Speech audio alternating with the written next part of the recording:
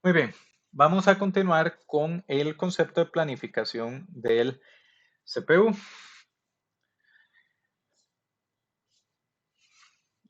Lo primero es el concepto de multiprogramación que tenemos ahí, donde, como les comenté más temprano, el sistema operativo busca maximizar el uso del CPU, porque el CPU es el recurso más caro y de mayor utilización. Una manera de lograr mayor utilización del CPU es la multiprogramación. ¿Cuál fue la idea que se tuvo a la hora de crear la multiprogramación? La idea que se tuvo fue, tenemos un proceso, tenemos una lista de procesos, y voy a dibujarlo acá. Tenemos una lista de procesos, tenemos A, B y C. Tenemos tres procesos. Y esta es la línea de ejecución. Entonces, lo primero que hizo el sistema operativo, o lo primero que se ideó, es vamos a dividir en espacios de tiempo, en slots, la utilización del procesador por parte de cada proceso. Entonces, se escogía alguna manera de echar a andar los procesos, por ejemplo, un round robin, que de hecho sí es una política de calendarización real. Vamos a tener ABC, ABC. Entonces, ¿qué sucede? ¿Qué sucede? Resulta que bajo este esquema llegaba a, ejecutaba un poquitito y aquí tenía un page fault y se quedaba haciendo nada en el resto del tiempo. Y eso era ciclos de reloj desperdiciados. Aquí B, seguía B, ejecutaba un poquitito y pedía por un semáforo, pedía el acceso a un recurso, dígase red, y el semáforo está tomado, entonces no puede tomar el recurso. Y aquí bloqueado por semáforo. Y todos estos ciclos de reloj se desperdiciaban. Viene C y C sí tiene todo lo necesario. Corre, corre, hace uso del procesador. Le toca A y A todo este tiempo sigue bloqueado. Tanto duró que sin gracia desperdiciar esos ciclos de reloj. Igual para B. Entonces todo este tiempo siguió bloqueado. Entonces, ¿qué es lo que se propone? Se propone lo que les mencioné antes de identificar si un proceso está en waiting. Se propone maximizar el estado del CPU. ¿Cómo se maximiza? Si A no puede correr y B no puede correr, que corra los que tienen todo listo para correr. Córrase, que córrase, que córrase, que córrase. Si tenemos un proceso de que corren C y D, los que tienen lo listo para correr, de esta manera se maximiza la utilización del CPU. Este esquema, el que les mostré inicialmente, es mejor que un esquema de monoprogramación.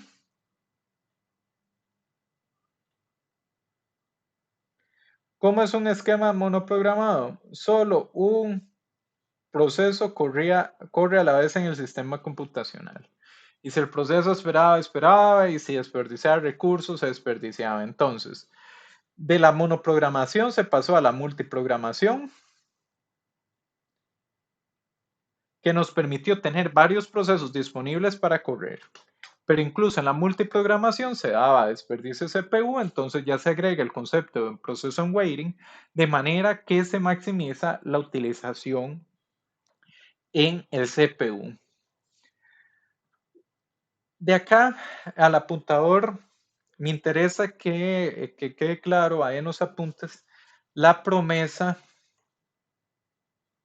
de la multiprogramación.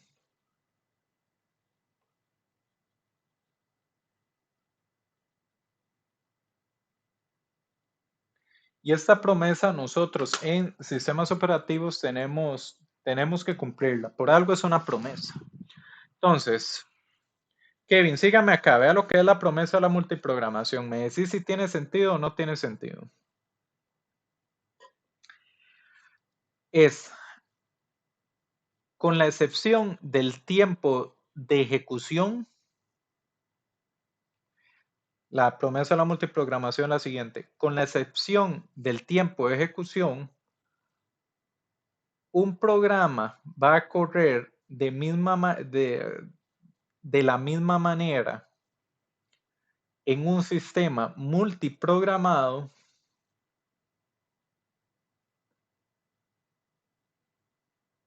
que va a correr de la misma manera en un sistema multiprogramado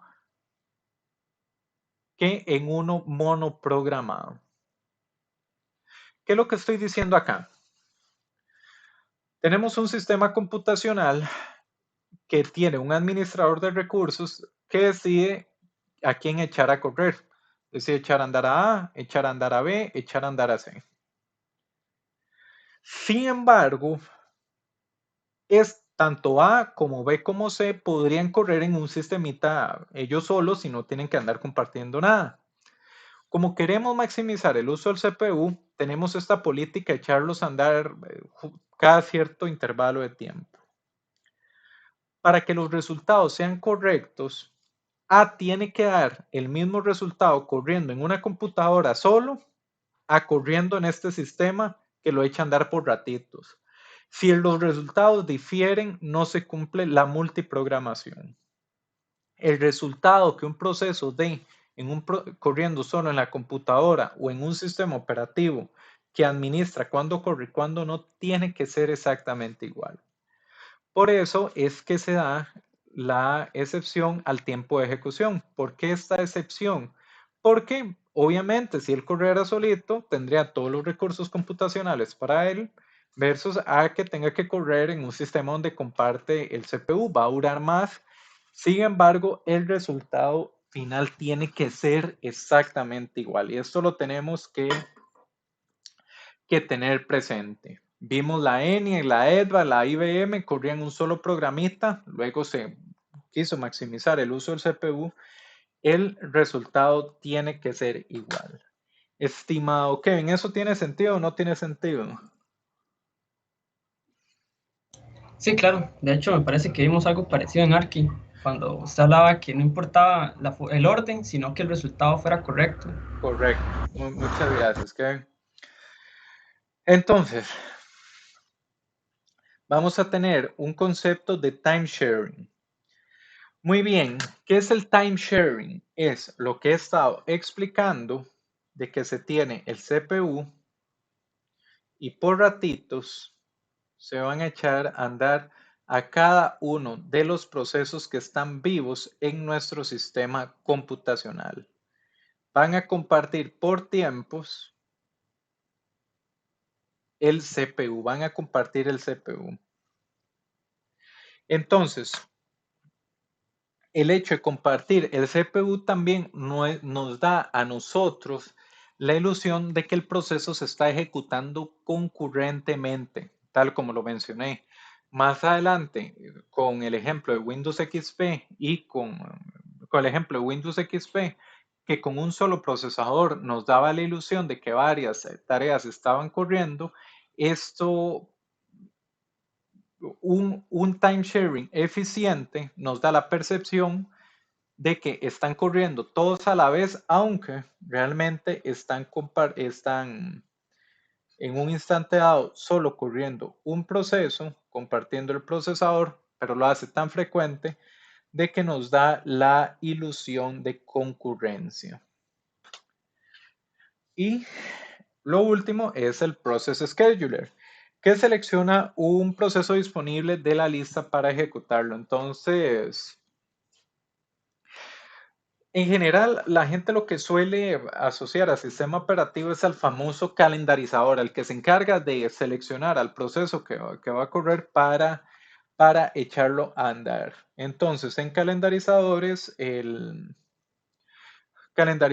por ejemplo, en Linux, vamos a tener el CFS, que es el Completely Fair Scheduler. Esa es la política de calendarización que tiene Linux, que utiliza un árbol donde los procesos van a estar representados en este árbol y se selecciona procesos tanto por tiempo de espera que llevan como por edad, de manera tal que se garantice que todos los procesos eventualmente van a correr, de que no hayan procesos de que se queden esperando por el CPU indefinidamente. En BSD vamos a tener el famoso ULE, el ULE Scheduler, que pues eso es un calendarizador particular de BSD. De Windows lo busqué, pero no encontré si tiene nombre. Puede ser de como Windows es propietario, no está abierto cómo está compuesto el scheduler. Es vacilón porque el calendarizador de Linux es una de las partes que la gente más manipula. De hecho, sí, podríamos pensar en hacer algo, ahí veré. Pero en general, de como es código abierto, usted puede llegar a manipular el calendarizador, probar un calendarizador suyo y ver cómo se desempeña el sistema. Es una de las partes que la gente más travesea. Un estudiante de maestría mío lo que desarrolló para sintetizado de imágenes como lo que vimos en taller de sistemas empotrados, fue crear una política de calendarización. Vean qué chiva, esta es la tesis que él estaba desarrollando conmigo. Fue crear una política de calendarización para CFS de Linux que mejora el resultado de tiempo de sintetizado debido a que da prioridad a la afinidad del caché.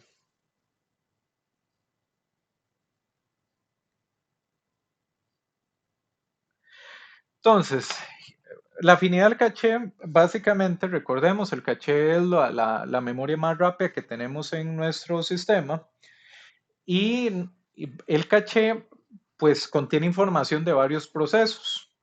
Resulta que cuando nosotros estamos corriendo un proceso, lo expropiamos, el caché se enfría. ¿Por qué? Porque el nuevo proceso que viene no va a encontrar nada en el caché, tiene que irlo a recuperar a RAM. Entonces, la política que ese estudiante desarrolló es una tal de que si el proceso se expropió y vuelve, que maximice la cantidad de cache hits que tenga en lugar de que se minimice. Resulta que se obtuvieron resultados muy buenos haciendo una política específica de Linux para el Completely Fair Scheduler para una aplicación de sintetizado de imágenes por computador.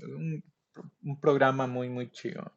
Acá al apuntador, Kevin, te agradecería si buscas referencia de cuáles calendarizadores tiene Windows y macOS, que incluyas, por lo menos para buscarlos.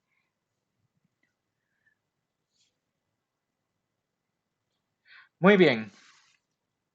Para continuar con el tema, vamos a tener el grado de multiprogramación. El grado de multiprogramación básicamente es cuántos procesos podemos tener corriendo a la vez. En un sistema empotrado podríamos tener un sistema operativo que corra varios procesos a la vez, pero que máximo sean 4 o máximo sean 5.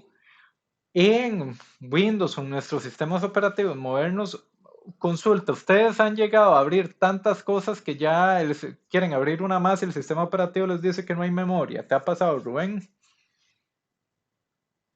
Con Chrome, con las pestañas de Chrome me ha pasado. Que intentas abrir una más y ya no deja. Ajá, pero por cuestiones de memoria RAM. Muy bien.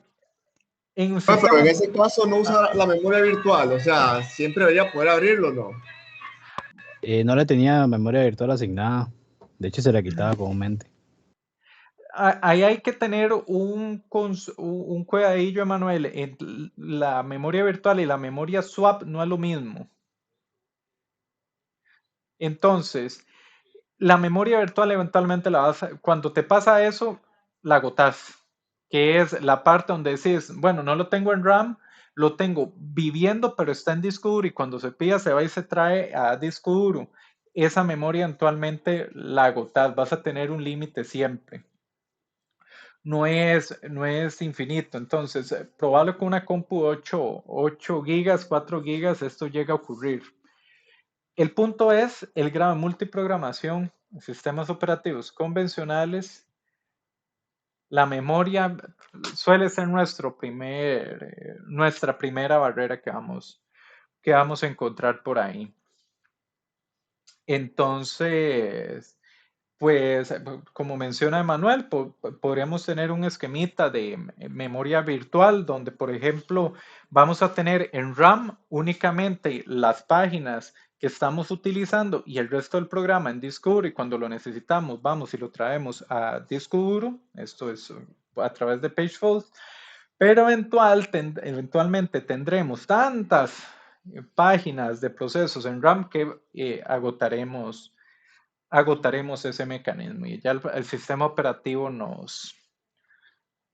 se nos queja y nos dice ya no puedo abrir más.